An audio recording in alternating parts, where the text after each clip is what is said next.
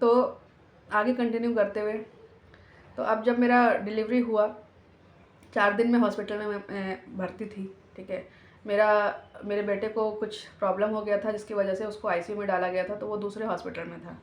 ठीक है, और मैं जो है ग्रेटर नोएडा के ही हॉस्पिटल में थी। 4 दिन में थी हॉस्पिटल में, मैंने 4 दिन अपने हस्बैंड को देखा नहीं, वो आया ही नहीं कभी। ठीक है, लाइक कभी कभार आता होगा, शायद मैं सोती रहती होंगी, तो मेरे को कभी दिखा ही नहीं। ठीक है, मिल आता था, डॉक्टर से मिल लिया कि हाँ किस दिन इसको डिस्चार्ज कराना है। डिस्चार्ज वाले दिन आया, मेरे को डिस्चार्ज करा के घर पे रख दिया और वापस से ऑफिस। मतलब एक पैटर्निटी लीव भी होता है जो आपको कम से कम 10-15 दिन का आप ले सकते हो, लेकिन उसने एक दिन भी छुट्टी नहीं लिया है, डेली वो ऑफिस गया है। ठीक है, और मेरे को ताना मारा जाता था कि तुम तो जॉब छोड़ दी हो, मैं छुट्टी लूँगा, मेरा अगर जॉब छूट गया तो घर कैसे चलेगा। मतलब मेरे को ये गिल्ट फीलिंग कराया जा रहा है कि मैंने जॉब छोड़ दिया है, तो मतलब घर का चलाने का जिम्मेदारी अब उसके ऊपर आ गया है, तो उसको जो है मजबूरी में ऑफिस रोज़ जाना ही पड़ता है, वो छुट्टी नहीं ले सकता। हाँ, तो जो भी हो, अब 10 दिन बीता, बच्चे को हम वापस लेकर के आए। ठीक है, आईसीयू से। तो अब बच्चे का जाहिर सी बात है फुल जो है जिम्मेदारी मेरे ऊपर। ठीक है, मेरा सिजेरियन ऑपरेशन हुआ है, मेरे को भी रेस्ट चाहिए, मेरे को भी लाइक मेरी भी अपनी ज़रूरतें हैं। ठीक है, लेकिन मेरे पास कोई नहीं है। ठीक है, लेडीज़ के नाम पे कोई नहीं है, जेंट्स के नाम पे कोई नहीं है। तो मैंने खाना बनाने के लिए एक औरत को रखा, क्योंकि मैं फुल ऑन तो मैं खाना बना नहीं सकती। 2-3 महीना हुआ, वो खाना नहीं ले जाता था।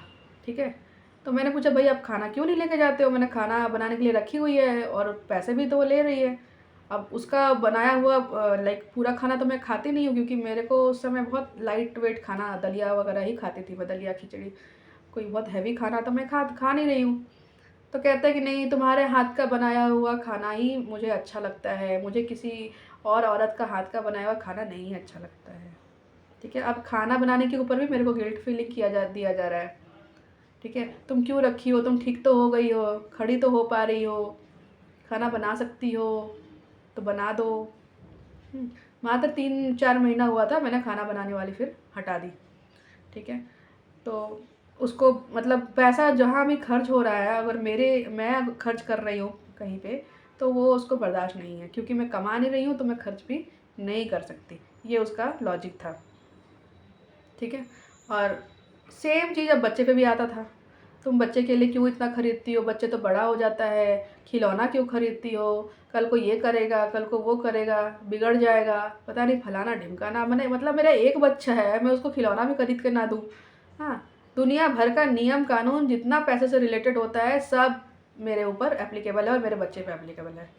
ठीक है, रात में उठ के झगड़ा करेगा, कभी भी कुछ भी, अभी भी झगड़ा करना ख़त्म नहीं हुआ था। ठीक है, तो अक्टूबर लास्ट में मेरा बेटा पैदा हुआ है, 10 दिन तो वो आईसीयू में ही था। ठीक है, नवंबर आ गया, दिसंबर के महीने में, ठीक है, रात में ऐसा, मतलब मैं तो रात भर जगती रहती थी। मेरा तो अब न्यू मदर जो होती है उसको पता ही होता है कि कैसा लाइफ होता है, ना रात पता होता है ना दिन पता होता है, हर समय बस बच्चे का ही सेवा करते रहो।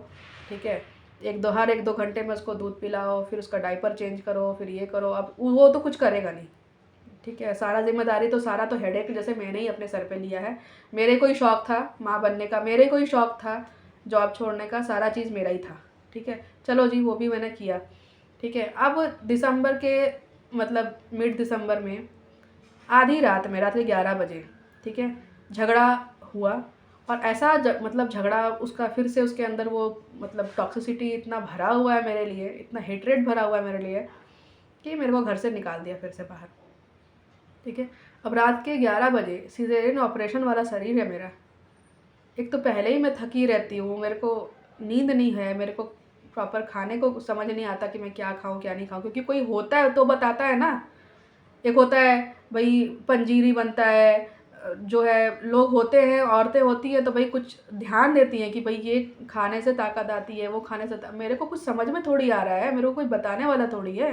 गूगल ही मेरी माँ है, गूगल से पूछ रही हूँ भाई बच्चे ने ऐसे खांस दिया तो क्या मतलब है, बच्चे ने ये कर दिया तो क्या मतलब है। तो मेरे को तो बच्चे को, मेरा तो सारा कंसर्न बच्चे पे था। एक तो वो आईसीयू में गया, उसकी गलती भी मेरे ठीकरे पे, मेरे सर पे फोड़ी जा रही है। ठीक है, कि बच्चा आईसीयू में गया तुम्हारी वजह से। ठीक है, अब मैं बच्चे पे ध्यान दे रही हूँ तो खुद पे मेरे पे कौन ध्यान दे रहा है? और उस पर से आधी रात में तुम मुझे घर से बाहर निकाल रहे हो, जब दिल्ली का टेम्परेचर होता है 6 डिग्री का। लगभग 1 घंटे मैं बाहर रही हूँ उस ठंड में, और फाइनली जब मुझे क्या समझ में आएगा आधी रात में? ना मेरे पास फ़ोन है, ना कोई पैसा है, और सबसे बड़ी बात कि मैं बच्चा छोड़ के क्यों जाऊँ? मैं कैसे अपने बच्चे को छोड़ दूँ? और क्यों जाऊँ मैं कहीं पे भी? तुमसे शादी करके आए हैं हम तुम्हारे घर में, कोई भाग के नहीं आए हैं कहीं से हम कि तुम मेरा कोई मालिक हो और तुम मेरा रक्षा करोगे। नहीं, ये कोई ऑप्शनल वाला बात नहीं है, तुमको करना पड़ेगा। तुमने शादी किया है, लीगली वेडेड वाइफ हूँ मैं तुम्हारी। फिर जो भी हो, खैर इतना तो समझ किसी को आता नहीं है, ना किसी को कानून से डर लगता है। अब मैंने जो है जैसे तैसे माफ़ी वाफ़ी मांगा, बिना मतलब का माफ़ी मांगो साला घर में रहने के लिए। समझ ही नहीं आता कि मेरा घर कौन सा है, मेरे को तो आज तक नहीं समझ में आ रहा है। मैं तो भगवान से पूछती हूँ भाई कि हर जीव को आप पैदा करते हो तो रोटी कपड़ा मकान देने का, ज़रूरत का सामान देने का काम आपका है। मेरा घर कहाँ है? मेरा घर क्यों नहीं है? माँ बोलता है यहाँ तुम्हारा घर नहीं है, पति बोलता है यहाँ तुम्हारा घर नहीं है, ससुराल है ननद बोलती है यहाँ तुम्हारा घर नहीं है, तो मेरा घर कहाँ है भाई? मुझे बता दो कोई।